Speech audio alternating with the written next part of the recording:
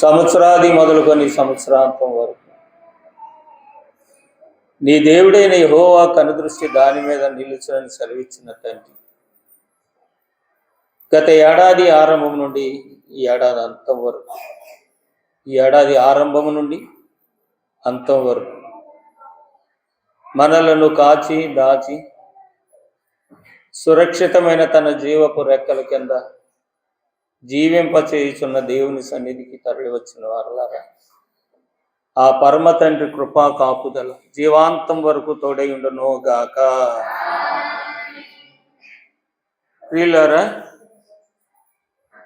దైవజనుడు పాడినటువంటి ఈ సాతానును ఎదిరించే సూక్తులలో పోపోవే ఓ సాతానా అనేటువంటి ఈ చరణాలు, 2 చరణాలు మనం పాడడం జరిగింది.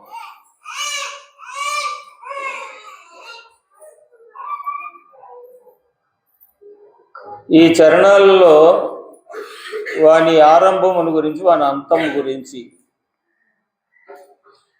జీవగ్రంథములో దేవుని యొక్క నియమమును గురించి బాగుగా గ్రహించిన వారై ఉండి సాతాన్ని ఎదిరించుట కొరకు ఈ పదము దైవజనుడు వాడడం జరిగింది. ఆది కాలము నుండి నేటి వరకు చిత్ర విచిత్రమైన చేష్టలతో మానవ జీవితాలతో ఆడుకుంటూ వచ్చావు. లోబడిన వారిని అందరినీ పతనం చేసావు, పతనమైన వారిని అందరినీ ఇంకా లేవలేకుండా చేసావు అంటూ కరుణా సముద్రుడైన త్రిత్వదేవుడు ఆయన మీద మేము ఆనుకున్నప్పుడు ఏదో సూత్రంగా మమ్మల్ని రక్షిస్తాడు, కానీ భక్షించే నీ చేతికి మాత్రం మమ్మల్ని చిక్కనవాడు అని దైవజనుడు సాతానుని ఎదిరించిన ఎదిరింపులలో ఒక భాగము ఈ పాట. ప్రియులారా, మరి ఇంతకీ ఎవరు ఈ సాతాను, ఎవరు దేవుడు? దేవుడు సృష్టికి తండ్రి, మనుషులకు మాత్రమే కాదు, జీవరాశులకు తండ్రి, మత్స్యజాతికి తండ్రి, మృగజాతికి తండ్రి, పశుజాతికి తండ్రి, పక్షి జాతికి తండ్రి, వృక్ష జాతికి తండ్రి, నింగి నేలకు తండ్రి, సూర్య చంద్రులకు తండ్రి, నక్షత్రములకు తండ్రి. సృష్టికర్త అన్న పేరు మీద ఈయన తాను చేసిన సృష్టిని ఏదో ఒక సూత్రాన్ని రక్షించుకుంటూ వస్తున్నారు. ఇంతకీ ఎవరు ఈ సాతాను? సాతాను ఎవరంటే దేవుని దూతలలో ఒక దూత, దేవుని సన్నిధిలో ఒక సభ్యుడు. అతని యొక్క ఆలోచన పద్ధతులు దైవత్వానికి భిన్నముగా అతని హృదయంలోనికి ఎందుకో ఎలాగో ప్రవేశించింది. దేవుని సన్నిధిలో ఉండి దైవత్వానికి భిన్నముగా యోచించినటువంటి ఆలోచనలు బట్టి దైవ సాన్నిధ్యంలో ఉండడానికి అతడు యోగ్యతను కోల్పోయాడు, అయోగ్యుడైపోయాడు దేవుని దృష్టిలో. కాబట్టి దేవుడు అతన్ని ఆకాశంలో అనగా ఆయన మహిమ స్థానంలో నుండి త్రోసివేశారు. మహిమ స్థానములో నుండి పడిపోయినటువంటి ఈ దూత భూలోకములోనికి వచ్చి దైవ వ్యతిరేకమైనటువంటి ఆలోచనలతోనూ తలంపులతోనూ కారణం ఏంటంటే నన్ను తన సన్నిధిలో నుండి త్రోసివేశాడు. యెషయా గ్రంథం 14వ అధ్యాయం ప్రకారం ఈ సంగతులన్నీ మీకు తెలుస్తాయి. తన మహిమలో నుండి నన్ను త్రోసివేశారు. ఆయనకున్న గొప్ప గౌరవ ఘనతలలో పాలివాడినైనా నాకు లేకుండా చేశాడు. పిల్లల్ని జాగ్రత్తగా ఉంచండి.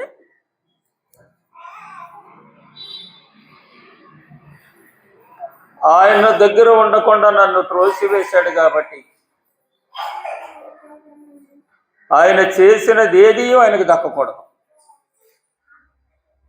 ఆయన కలగజేసినది ఏది ఆయన్ను స్తుతించకూడదు, ఆరాధించకూడదు, ఘనపరచకూడదు. తుదకు అది ఆయనకు దక్కకూడదు. దాని సక్రియ దేవుని దగ్గరికి దక్కకూడదు. ఇది చెడు తలంపు. ఈ చెడు తలంపును గురించి దైవజనుడు అన్నారు, మీలో ఎవరికైనా చెడు తలంపులు కానీ వస్తే, చెడు తలంపులు పుట్టించే చెడు దుష్టాత్మలను నా దరికి రానివ్వకు తండ్రి, నా కడకు రానివ్వకు, వాటిని నా యందు కదలాడనీయకుము అని చెప్పి ప్రార్థన చేసుకొనమని దేవా తండ్రి నీకు దినదిన స్తుతులనే పాటలో దైవజనుడు ఆయన ఆచరిస్తూ, దేవుడు తాను బయలుపరుచుకున్నటువంటి బయలు మిషన్లోకి వచ్చిన బిడ్డలందరూ ఆచరించి,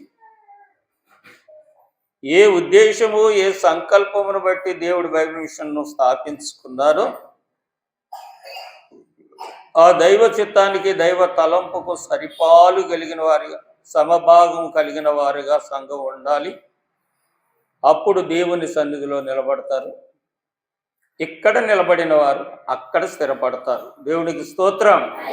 ఇక్కడను పైన కాడను, ఇక్కడను పైన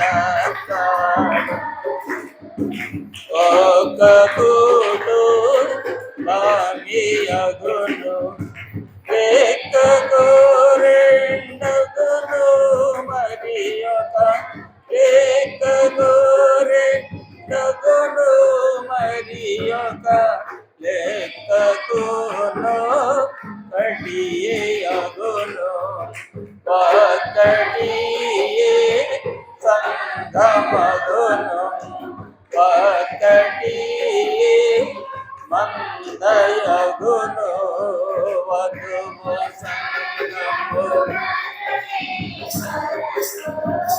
ఎదురు చూస్తున్నది. చాలండి. సంఘము యొక్క నిరీక్షణ ఏంటంటే దేవుడిలో ఇమిడిపోవాలి, దేవుడిలాగే జీవించాలి. ఇది విశ్వాసం. అలాగ ఉండగలిగిన వారు ఇక్కడ ప్రారంభించి అక్కడికి వచ్చి, నేను ఇక్కడికి వచ్చి సిద్ధపరిచిన వారు, నేనున్న దగ్గరికి వారు వచ్చి నాలో వారు ఏకమవుతారు, వారిలో నేను ఏకమవుతాను. ఒక్క కుటుంబం, ఒక్క మంద, ఒక్క సంఘంగానే ఉంటాము. అంటే మనిషి దేవుడు అన్న భేదం ఉండదు. నరుడు దేవుడు అనే భేదము లేకుండా నరుడు కలిగి ఉన్నటువంటి నానా విధముల ఈ ఆగిల నుండి వాడిని విడిపించి నా వల్లే మార్చుకొని నేనుండి చోటకి తీసుకుని వెళ్ళి నాలో లీనం చేసుకుంటాను అనేది, ఐక్యం చేసుకుంటాను అనేది దేవుని యొక్క ఆలోచన. దైవాలోచనకి భిన్నముగా ఎట్టివారినైనా పట్టి రక్షించడానికి పాటలను చూస్తున్న తండ్రి ఆలోచనకు భిన్నంగా ఎవరు ఆలోచించిన, ఎవరి రీతిగా భిన్నాభిప్రాయం కలిగి ఉన్న వారు త్రోయబడిన వారు అవుతారు, తృణీకరింపబడిన వారు అవుతారు. త్రోయబడిన వానికి పెట్టబడిన పేరేంటి? సాతాను. పడద్రోయబడిన వానికి పెట్టబడిన పేరేంటి చెప్పండి?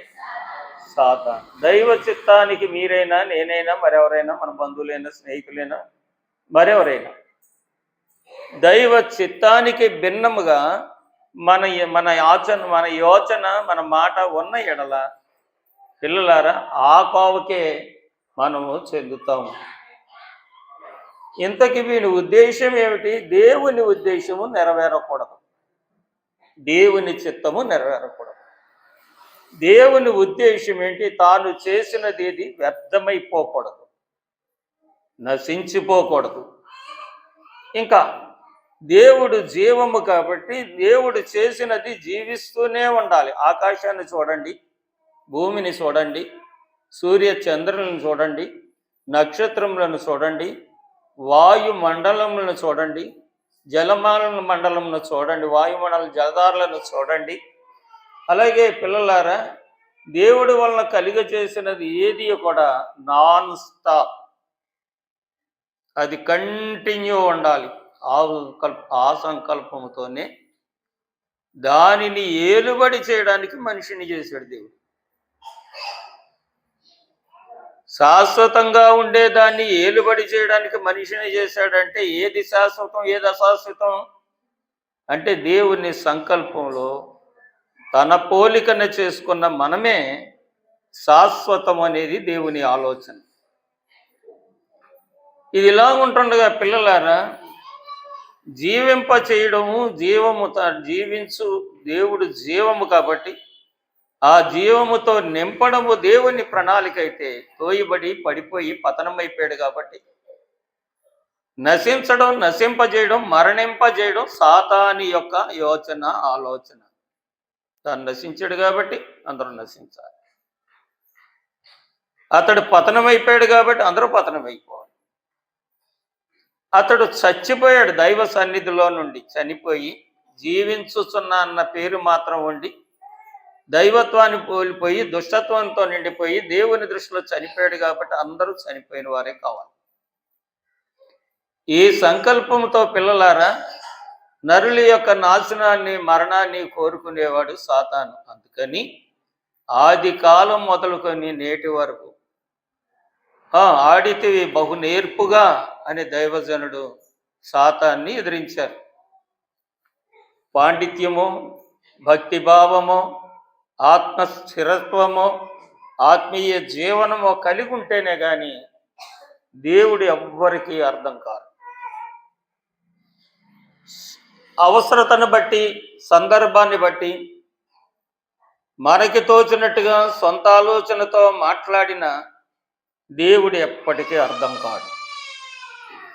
కష్టం వచ్చిన కానీ, నష్టం వచ్చిన కానీ, ఇష్టం లేకపోయినా కానీ ఇది దేవుని చిత్తమేమో, ఇలాగే జరగనిద్దాం అనుకున్న వాడికి మాత్రమే దైవత్వం యొక్క ఆ జీవదాయకమైన సంగతులు, దైవత్వం యొక్క మహిమ ప్రభావములు వారి అనుభవంలో గ్రహించగలుగుతారు. గ్రహించగలిగిన వారు మాత్రమే దేవుణ్ణి స్తుతించగలుగుతారు.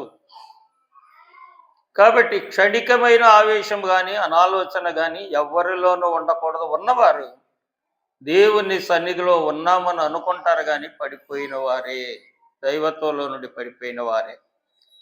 వారు బ్రతుకుచున్నాము అని అనుకుంటారు కానీ బ్రతుకుచుండియు చనిపోయిన వారే. ఆదామా తినవద్దు, నేను తినవద్దు అన్న ఫలము నువ్వు తిన్న దినమున నిశ్చయముగా చనిపోతావు. చనిపోయాడా, బ్రతుకున్నాడా? బ్రతికే ఉన్నాడు కానీ దేవుని మహిమలో లేడు. ఆ ఏదేను వనంలోండి బయటికి వెళ్ళి కాకులు కొరికి పడేసిన కంకుకాయలు తినడం ప్రారంభించాడు. దేవుడిచ్చిన జీవ ఫలాలకి దూరం అయిపోయాడు. కాకులు, పక్షులు కొరికి పడేసినటువంటి కంకుకాయలు తినడానికి, నేలను సేద్యం చేయడానికి, చెమటోర్చడానికి, చెమటోర్చి సేద్యము చేస్తేనే కానీ కడుపు నిండనటువంటి దుర్బల స్థితిలోనికి వచ్చేసాడు దేవుని కుమారుడు. ఇవన్నీ పాఠాలు, ఇవన్నీ విశ్వాసమునకు పాఠాలు. సరే, ఏదో ఒక సూత్రాన్ని రక్షించును కానీ భక్షించే నీ చేతికి చిక్కనిచ్చున్నాను. ఆదిమ పితామహుల కాలంలో పిల్లలారా, ఇశ్రాయేలీల జనాంగం ఐగుప్త దేశంలో ఉండి నశించిపోతున్నారు బానిసత్వంతో. ఆ కాలమున దేవుడు మోషే అనేటువంటి ఒక సజ్జనుడిని యుకెబెత్ అనేటువంటి తల్లి గర్భంలో, హెబ్రీ స్త్రీ గర్భంలో వేశాడు. మోషే పుట్టగానే పిల్లలారా ఫరో రాజుకి కలవరం కలిగింది. కాబట్టి దేవదర్శనమును బట్టి విన్న సంగతులను గ్రహించిన వాడే 2 ఏళ్ళు బిడ్డలందరినీ మగ బిడ్డలందరినీ చంపేయమని, ఇంకా హెబ్రీ స్త్రీలు కనబోతుంటుండగా, కానుపు పీటల మీద ఉంటుండగా మగబిడ్డలు ఎవరన్నా పుడితే వాళ్ళని అక్కడే చంపేమని మంత్రసానులకు ఆజ్ఞాపించాడు ఫరో రాజు. నిర్గమకాండం 1వ అధ్యాయము మీరు చదివిన 15వ వచనం నుంచి సంగతులు ఉంటాయి. పిల్లలారా, ఆ హెబ్రీ స్త్రీలు దైవ భయము కలిగిన వారే. రాజాజ్ఞకు లోబడకపోతే వారు చనిపోతారన్న సంగతి తెలుసు. కానీ దేవుని చిత్తమును జరిగించేవాడు నిరంతరము నిలిచి ఉంటాడన్న లేఖనము నెరవేరినట్లుగా దేవుడు వారి హృదయాలను ప్రేరేపించారో ఏమో కానీ వారు దేవుడికి భయపడ్డారు, పిల్లలను చంపలేదు. చంపకపోగా మగబిడ్డల్ని బ్రతకనిచ్చారు. బ్రతకనివ్వడం వలన రాజు వారిని అడిగినప్పుడు వారు ఒక మాట చెప్పారు. హెబ్రీ స్త్రీలు బహు చురుకైన వారు కాన్పు పీటల మీద ఉంటుండగానే బిడ్డలను అంటున్నారు. అంటే మేము ఈ కాన్పు వేయడానికి వెళ్ళేటప్పటికే వారు ప్రసవించేస్తున్నారు అని చెప్పి రాజుకి వారు సమాధానం చెప్పడం వలన దేవుడు ఆశీర్వదించినటువంటి బిడ్డలను చంపక బ్రతకనిచ్చినందు వలన దేవుడు ఆ మంత్రసానులను దీవించారు. పిల్లరా, వారి సంతానాభివృద్ధి గావించారు, జనవృద్ధి గావించారు, అభివృద్ధి చేశారు వారిని. ఇంతకీ ఈ హెబ్రీ స్త్రీలు, కాన్పు పీటల మీద ఉన్న ఈ పిల్లలను కన్నటువంటి హెబ్రీ స్త్రీలు సంఘానికి సాదృశ్యంగా ఉంది. రెండో విషయానికి వస్తే, సంఘకాలంలో, యూదా సంఘకాలంలో యేసు ప్రభు జన్మదినమందు పిల్లరా అక్కడ హీరోదు ఉన్నారు. మత్తయి సువార్త 2వ అధ్యాయంలో హీరోదు జ్ఞానుల వలన ఈ వర్తమానం తెలిసిన తర్వాత యుక్తిగా జ్ఞానులను సాగనంపి, జ్ఞానులు మరల వచ్చి ఆ సంగతి చెప్పకుండా దేవుని చేత ప్రేరేపింపబడి దేవుని చిత్తమును జరిగించి దేవుడు చూపించే మార్గంలో వెళ్ళిపోయినందుకు కోపము తెచ్చుకొని, అత్యాగ్రహము తెచ్చుకొని, తన సిపాయిలతో అనగా తన సైన్యంతో చెప్పిన మాట ఏంటంటే, యూద దేశంలో 2 సంవత్సరాల లోపున్న ప్రతి మగబిడ్డను చంపేయమని రాజు ఆజ్ఞ వేశాడు. ఇది రెండో విషయం. మూడవ సంగతిలోనికి వచ్చేవాడికి రాకడ సంఘ కాలమానం సంగతులు ప్రకటన గ్రంథంలో ఉన్న సంగతులు. ప్రకటన గ్రంథంలో సూర్యుని శిరస్సు మీద ధరించి చంద్రుడిని పాదముల కింద పెట్టి 10 కిరీటములు కలిగినటువంటి స్త్రీ మగబిడ్డను కనడానికి దేవుడి యొక్క సంకల్పము ఇది. ప్రసవ వేదన పొంది వధువు సబారసే, ప్రసవ వేదన పొంది వధువు సబారసే, అసలైన మగను వెళ్ళసే, అసలైన మగ బిడ్డను.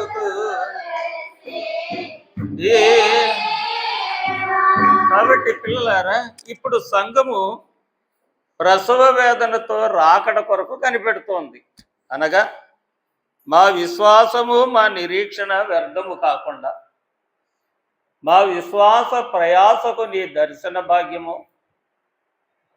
నీ సహవాస భాగ్యము మాకిమ్మని సంఘము పిల్లలారా ప్రసవ వేదనతో ప్రార్థన చేస్తూ ఉంటే, అట్టి గర్భఫలము అనగా మరియమ్మ వలె దైవాత్మ గర్భమును ధరించువారు ఎవరైనా ఉంటారేమో, అట్టి వారిని మింగివేయాలని, కననయ్యున్న ఆ స్త్రీ మగబిడ్డను కంటే మింగివేయాలని సాతాను కూడా 7 కిరీటములు ధరించుకొని భూమి మీద సంఘానికి వ్యతిరేకంగా పనిచేస్తుందని ప్రకటన గ్రంథం తెలియజేస్తుంది. ఈ 3 భాగాల్లో పిల్లరా ఆది కాలం నుండి వాడి యత్నాలు అనగా దేవుని సన్నిధిలో నుండి పడిపోయినవాడు, దైవ చిత్తములో నుండి తొలగిపోయినవాడు, దేవునికి వ్యతిరేకంగా యోచించే యోచనలు, ఆలోచనలు బట్టి దేవుడు సంఘాన్ని స్థాపించుకొని రక్షించుకొని తనలో చేర్చుకోవడానికి, దాన్ని సంరక్షించుకుంటూ ఉంటే,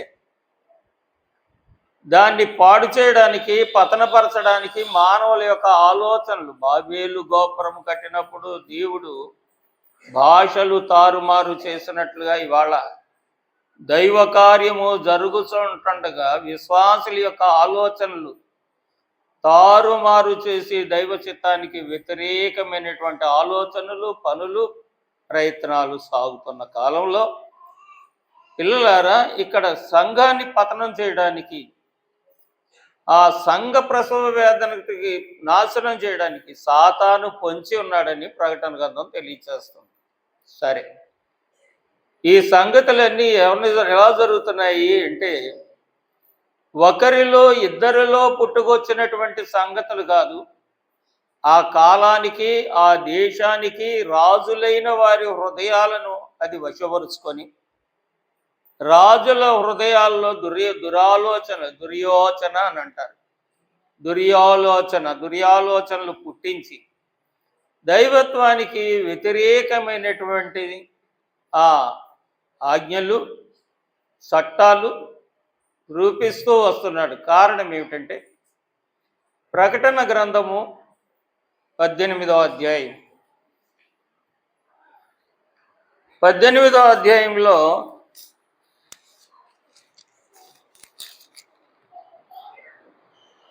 ప్రారంభం నుండి 3 వచనాలు మనం చదివితే, అటు తర్వాత మహాధికారము గల వేరొక దూత పరలోకం నుండి దిగివచ్చుట చూసి తిని, అతని మహిమ చేత భూమి ప్రకాశించెను.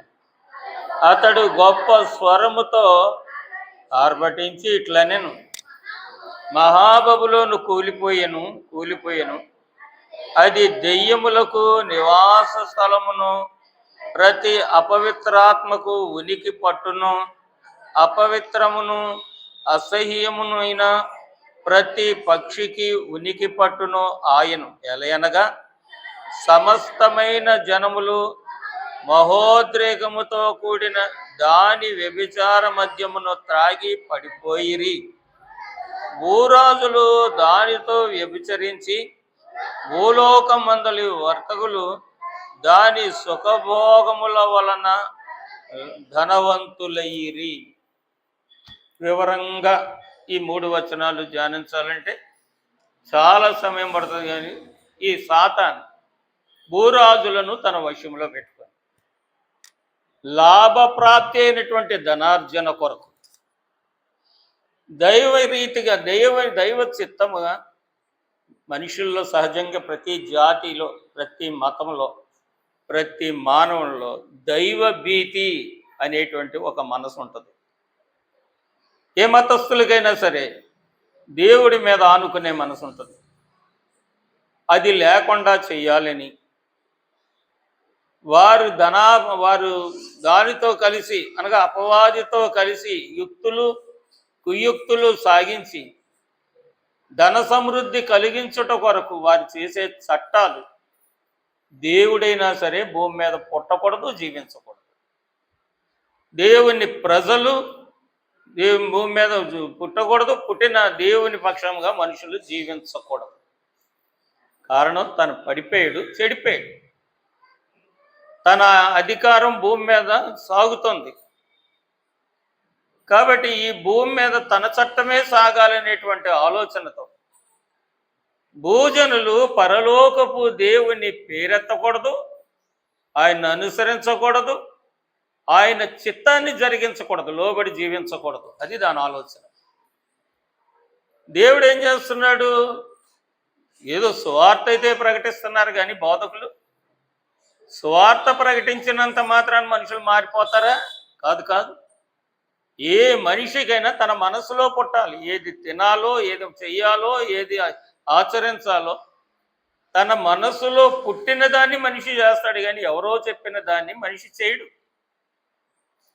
ఈ సంగతి తెలియక దానితో వ్యభిచరిస్తున్నటువంటి ఈ భూరాజులు లాభం కొరకు, ధనాపేక్షతో, ధన వ్యామోహముతో చట్టాలు చేసి రక్షకుణ్ణి సైతము చంపాలనేటువంటి ప్రయత్నాలు ఎప్పటి నుంచి చేస్తున్నాడట? ఆది కాలం నుండి. చెప్పండి, ఆది కాలం నుండి. ఎప్పటి వరకు చేస్తాడు? రేపు సంఘారోహణ కాలం వరకు, అనగా 2వ రాకడలో సంఘము ఆయత్తమై ప్రభు చెంతకు చేరే సమయం వరకు వాడి ప్రయత్నాలు కొనసాగుతూనే ఉంటాయి. కాబట్టి మెలకువగా నుండండి ప్రియులారా, మీ మీద కీడున్నది ప్రియులారా మెలకువగను ప్రియులారా మీ మీద కీడున్నది పక్కనే ఉన్నాడు పగవాడు నీ చెంతనే చేరాడు పక్కనే ఉన్నాడు పగవాడు నీ చెంతనే అమావాస్య చీకటి ప్రియులారా వానికి అధికారమున్నది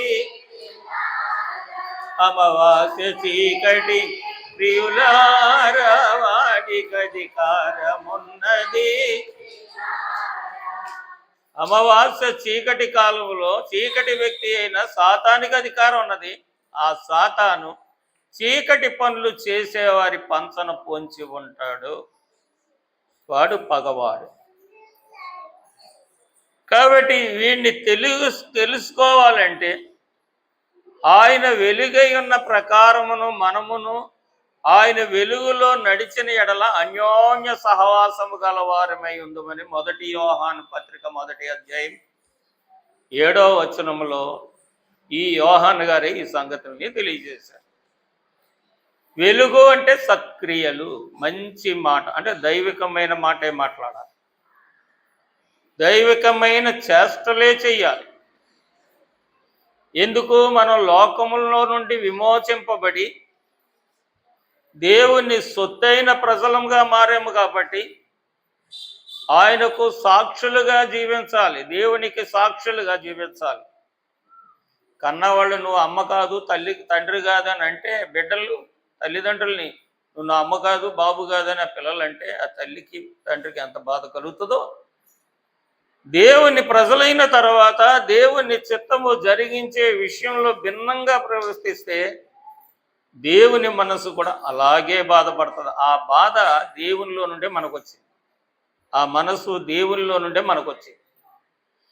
కాబట్టి పిల్లలారా, ఇప్పుడు వీళ్ళు ఏదో రీతిగా మోషే గారి కాలంలో ఇశ్రాయేల్ కాలంలో మోషే గారిని చంపాలని రాజు హృదయాన్ని ప్రేరేపించారు.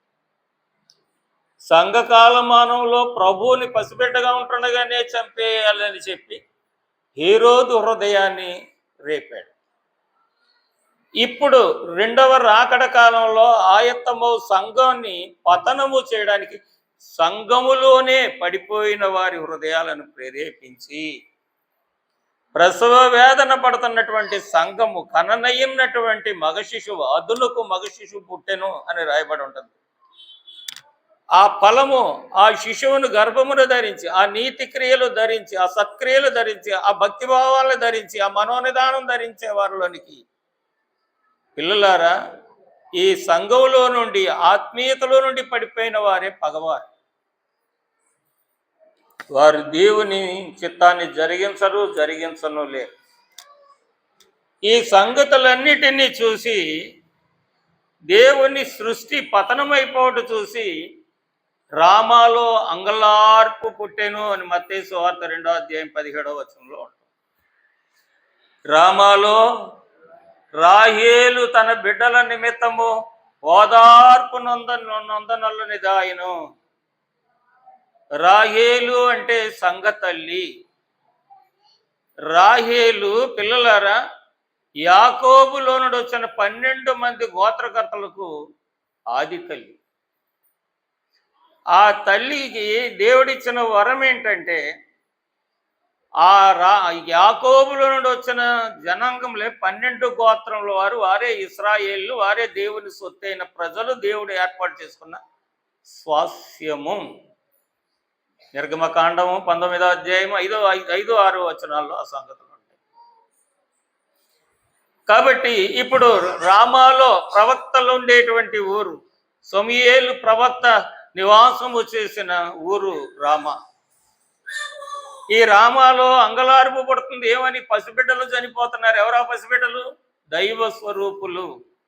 చెప్పండి, కారణ జన్మలు దైవ స్వరూపులైన వారు చనిపోతున్నారని అంగలార్పు పుట్టితే పిల్లలారా అదే అధ్యాయం 21వ వచనంలో యోసేపుతో దేవదూత మాట్లాడుతుంది. ఇదిగో కన్యక గర్భవతి అయి కుమారుని కంటుంది, అతనికి యేసు అనే పేరు పెడతారు.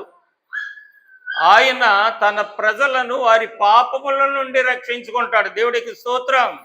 ప్రసవ వేదన పొంది వధువు సభారసే, ప్రసవ వేదన పొంది వధువు సభారసే, అసలైన మగ శిశువు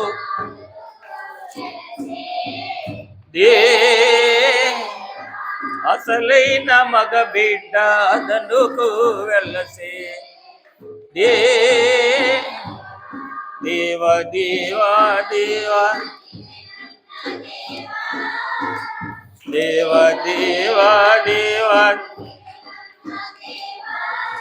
పావన స్తోత్రములు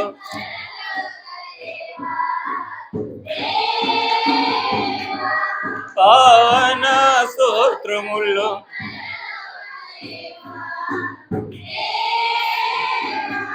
కాబట్టి పిల్లలారా, ఇప్పుడు రామాలో అంగలార్పును ఆగిపోవడానికి దేవుడు సంఘానికి ప్రసవ వేదన పెట్టాడు, తన పిల్లల నిమిత్తము ఓదార్పు నొందడానికి. దేవుడు తన కార్యం తను చేస్తున్నాడు. దేవుడు సృష్టికర్త.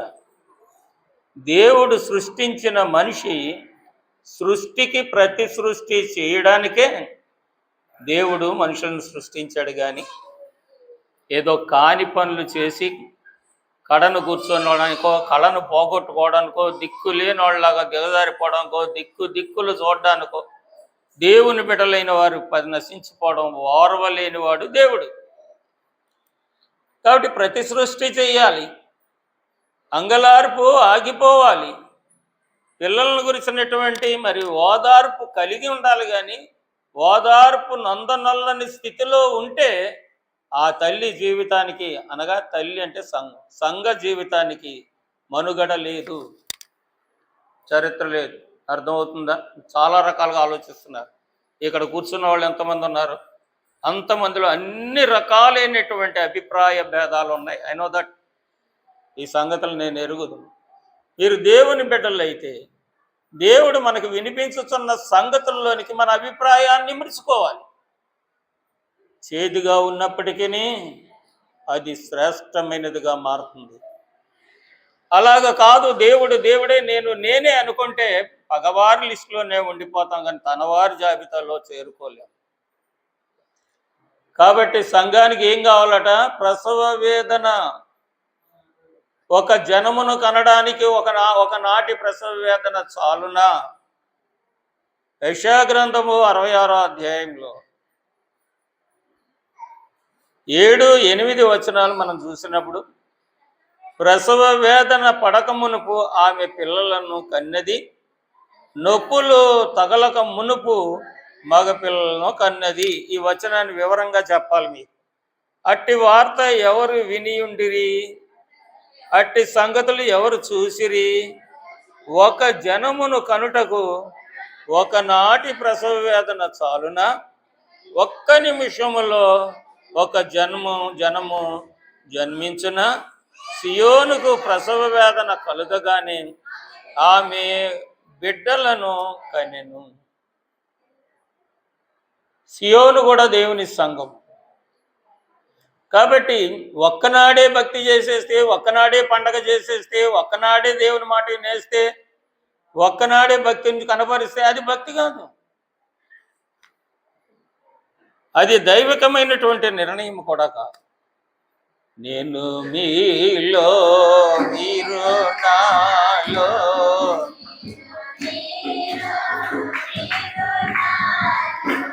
విలీనమయ్యో నామని అన్న, విలీనమయ్యో నామని అన్న యేసు నామా, యేసు నామా. ఈ జీవిత కాలము మట్టుకే మనం భక్తి చేసిన ఎడల ప్రజలందరికంటే దౌర్భాగ్యులమైపో, మనుషులందరికంటే దౌర్భాగ్యముగా మిగిలిపోతామంటారు పరిశుద్ధ పౌలు గారు. కాబట్టి సంఘానికి ఏముండాలంటే ప్రసవ వేదన. ఏముండాలి చెప్పండి? కననయ్యున్న స్త్రీ ఎంత వేదన పడుతుందో అలాగే ప్రభువులో జీవించడానికి, ప్రభువుతో కలిసి జీవనం సాగించడానికి, దేవునితో కలిసి జీవనం సాగించడానికి. దెయ్యాలతో కలిసి జీవించాం కొంతకాలం ఏంటి, నాశనం అయిపోయే వరకు అదే బాటలో ఉన్నాం. దెయ్యాలతో జీవించాము, దయ్యపు చేష్టలు చేశాము, దయ్యపు ఆలోచనలు ఆలోచించాము, దయ్యపు సలహాలను పాటించాము. దయ్యము అనగా దురిత నైజము. దయ్యం అంటే చెప్పండి, దురిత నైజం. అది చెడు తలంపులు, చెడు ఆలోచనలు, చెడు సలహాలు, చెడు సహవాసాలు, చెడు సాంగత్యాలు చేసి పీకల లోతు మునిగిపోయిన తర్వాత ఏదో ఒక సూత్రాన్ని రక్షించుకునే దేవుడు మానవుడెవడు ఉచ్చరింప శక్తి లేనటువంటి గొప్ప నామము యేసు అనే నామము ఉచితముగా ఇచ్చాడు. దేవునికి స్తోత్రం. ఈ నామము గొప్ప ధననిధి, గొప్ప ఐశ్వర్యపు ధననిధి యేసునామం. అందుకని నీ దేవుడైన యెహోవా నామమును మీరు వ్యర్థంగా ఉచ్చరించకూడదు అన్నారు నిర్గమకాండం 5వ అధ్యాయంలో. ఆ నామమును అడ్డు పెట్టుకొని మాట్లాడకూడదు, అవసరానికి ఆ నామమును వాడకూడదు, అవసరాన్ని అయోగ్యంగా ఆ నామమును మనం ఉచ్చరించకూడదు.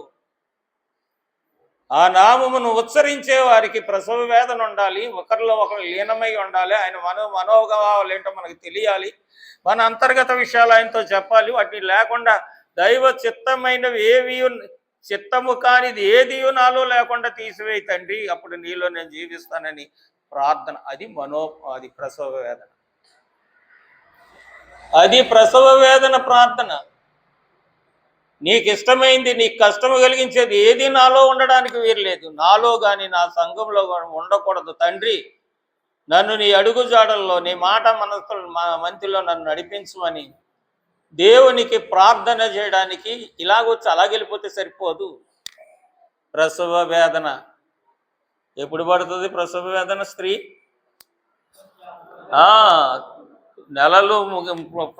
నెలలు ముగిగానే ఇంకా అక్కడి నుంచి ఏం ప్రారంభం అవుతుంది? కనే వరకు వేదనే.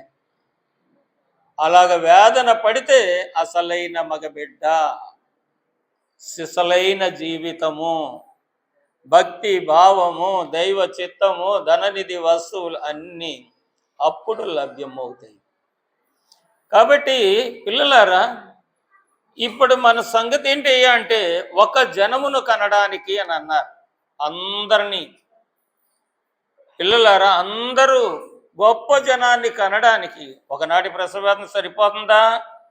చాలదు. కాబట్టి దినక్రమంగా శాంతి గుణములు దీనులకి ఇస్తానన్న దేవుని సన్నిధిలో విశ్వాసి నిత్యము ప్రసవ వేదన పడుతూ ఉండాలి. అందుకనే బైబిల్ మిషన్ వారు బోర్డు మీద ఏముంటుంది? అనుదిన సన్నిధి. ఏముంది చెప్పండి? ఎందరు లోపడ్డారు దీనికి? ఎందరికి ఆ సంగతి తెలుసు? అసలు ఎందరూ ఆ భావంలోనికి ఇముడుతున్నారు? ఖాళీగా లేని వారి సంగతి వదిలేద్దాం, కష్టించి పని చేసుకునే వాళ్ళ సంగతి వదిలేద్దాం, ఇంటి దగ్గర ఉండి ఇంటి పనులు వంట పనులు చక్కబెట్టుకుంటే వాళ్ళు సహితము వీరిలో ఎంతమంది ఈ దేవుని చిత్తాన్ని పాటించగలుగుతున్నారు? అనుదిన సన్నిధి జరుగును అని ఉంటుంది పైన బోర్డు మీద. ఈ అనుదిన సన్నిధి ఏంటి? ఆయారాం గయారాం అని వచ్చిపోవడం కాదు. దేవుని సన్నిధిలోకి వచ్చి నీ శక్తిని బట్టి, నీ భక్తిని బట్టి దేవునితో మాట్లాడాలి. ఏమని? నీ చిత్తం ఏదో అదే మా జీవితంలో జరిగింది. కాబట్టి గొప్ప జనమును కనడానికి ఆదిమ సంఘము ప్రసవ వేదన పడిందట. ఆ ప్రసవ వేదన పడటం వలన పిల్లలారా, మరి అసలైన మగబిడ్డ అదును వచ్చినప్పుడు ఆయన జన్మించారు, లోకరక్షకుడు. ఇప్పుడు సంఘానికి మరొక జన్మ ఉంది. అది ఏంటంటే ఆరోహణము. చెప్పండి, ఆరోహణము. ఇక్కడ మిగిలిపోతే సత్యాకి మట్లో పెట్టేస్తారు అనేటువంటి అజ్ఞానం ఉండద్దు. బాప్తీసం తీసుకున్న తర్వాత దేవునితో సహవాసం లేని వారికి అసలు భూస్థాపన కార్యక్రమం కూడా చేయకూడదు. సంస్కారం అనేటువంటి పరిశుద్ధాచారంలోనికి ఏకీభవించని వారు, దైవారాధనలో పాలు పొందని వారు, అన్యులతో సమానులు వారు, అట్టి వారికి పరిశుద్ధ భూస్థాపన కార్యక్రమం కూడా చెయ్యకూడదు. అన్ని సంగతులు పరిశుద్ధ గ్రంథంలో ఉన్నవి. నా కాలు చెయ్యి ఆడినంతసేపు నా ఇష్టం వచ్చినట్టు నేను తిరిగేస్తాను. సచ్చిన తర్వాత పాదిరి గారు వచ్చి ఏదో కాటి కాపరలాగా దేవుడికి అప్పచెప్పేద్దామంటే కాదు, ఏదో నువ్వు 10 రూపాయలు ఇస్తావని నేను వచ్చి ఏదైనా చేసినా దేవుడు అంగీకరించాలి కదా. ఆయన ఎవరు? సర్వాధికారి. సర్వాధికారి అయిన దేవుడు ఆ ఆత్మను అంగీకరించాలి కదా. మోమాటం కొరకో, నీ కొరకో, నా కొరకో, లేకపోతే నీ కుటుంబం కొరకో, నువ్వు తర్వాత నీ పిల్లలు ఆగిపోతారనో రారనో, నేనేదో వచ్చే రూపాయి డబ్బులు పోతాయనో ఆశతో ఇలాంటి పనులు చేస్తే అంతకంటే దౌర్భాగ్య స్థితి మరొకటి ఉండదు పిల్లల. కాబట్టి ప్రసవ వేదన పొందింది ఎందుకయ్యా అంటే యెషయా గ్రంథము 60వ అధ్యాయం 20వ వచనంలో ఓ మాట చెప్తారు చూడండి. 60వ అధ్యాయం,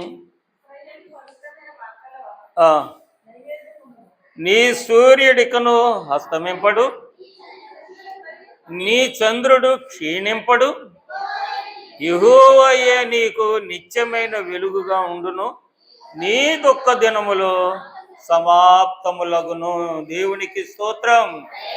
లింబు తేజరిల్లుము, నీకు వెలుగు వచ్చియున్నది.